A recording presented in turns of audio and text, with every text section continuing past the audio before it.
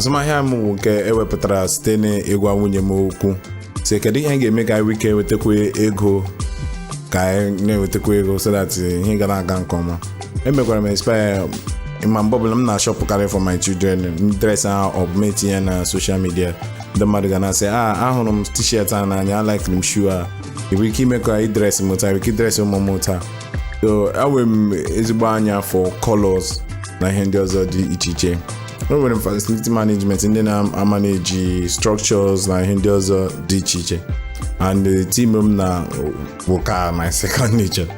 Ha na-echetakarị m ihe site na University of Lagos. So ilete ndị mmadụ anya bụ ihe nsogbu m maka na ihe amụziri. Afọ 2020 wụ afọ were kọsa dị ihe niile butere nke ọma, COVID abịa, ihe niile akwụsị. Eziokwu m ga-agwa gị ihe ahụ one of the longest holidays m spent with my family. Oge ahụ m ga-eleba anya extra thing m ga-enweta ka m wike na-enweta ego na-ekwenyeghị na ga-eme m ka mma agbagharị ụgbọala up and down. M ga n'ofu ebe. Ime adapt is a constant process. Ọwụ ihe na-adịkarị mgbe ọbụla anyị na-amụta review and ihe ndị ọzọ dị iche iche, maka na afọ bụ afọ bụ ọtụtụ ihe bịa, circumstances na ihe ndị ọzọ dị iche iche. Ọtụtụ ndị mmadụ nwụrụ, ọtụtụ ndị mmadụ dara oyi. Owezi ndị na-abanye n'otu ha si arụbu ọrụ before na-enweta ego. So ọwụ ile anya ihe na-eme ugbu a, ị ga-achọ otu ị ga-esi sorokwa ya gbanwee relationships na mamụa. Ofu okwu ihe jiri ihe ni SAPR ya yi kwesịrị inwe ndidi, na-arụ ọrụ ma nwee ndidi. Life lessons m mụtara bụ enjoy life while you can, bie ndụ mgbe ka dị ndụ, nne chop life ọhịa ọkọ dị. Soro ndị mmadụ na-eme ihe dị iche iche. Gwa ndị mmadụ ọ bụrụ na ị chọrọ enyemaka gị kpọọ onye ga-enyere gị aka. Ndị na-akpọbe n'oge gara aga gị kpọọ ha n'oge, maka na oge na-aga. Oge niile nwere ugbu a, enwezi oge ọzọ.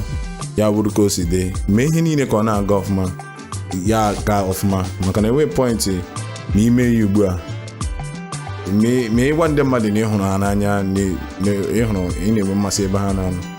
Mma m gbara afọ 70 na Julaị. Nwanne m nwaanyị nọ ebe ahụ soro anyị nwerekwa ọrụ, nwụrụ ọnwa ole na ole gara, ọnwa abụọ maọbụ gara aga. Mgbe m gara n'ụlọ ya, mgbe ya nọ na-ekwu okwu, ihe ọzọ m gwara ya bụ mmadụ akpọ m si na onye anwụọla. Ya bụrụ ka o si dị, ịhụnanya ị kwesịrị ị na-akpọ ezinụlọ gị gị na ha na-enwe mee video call. Ọ bụrụ na ọ dịrị gị ije, gwa ha niile ịhụrụ n'anya, enjoy life, chop life. Ọ bụghị ị na-asogbu onwe gị was na emecha ihe niile onye niile ga-anwụ ofu ụbọchị. Otu a ka o si adị. Ma ụmụ m ndị Chineke ji gọzie m, nwere obi ike na-ekele Chineke maka otu o si na-eme ka ihe niile na-aga ọfụma. Si ma dị ebe nwanne m nwaanyị, ihe na-ewe m iwe ebe nwanne m nwaanyị ahụ 2 weeks mgbe ọ nwụrụ, cousin m ọzọ ahụhụkwa. And ị ga-ahụ 2 weeks, a nyere nwa ha 2 weeks gaps. Ị ga-ahụ cousins and ebe onye ọbụla gị sị kedu ihe na-eme. Ndị mmadụ just nọ na-anwụ.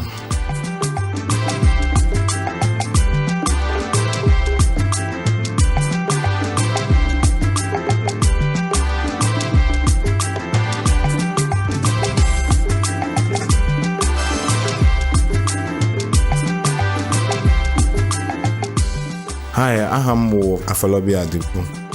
I'm a facility manager by profession. I'm CEO and partner and Boys and Colors. Here 2020 lesson.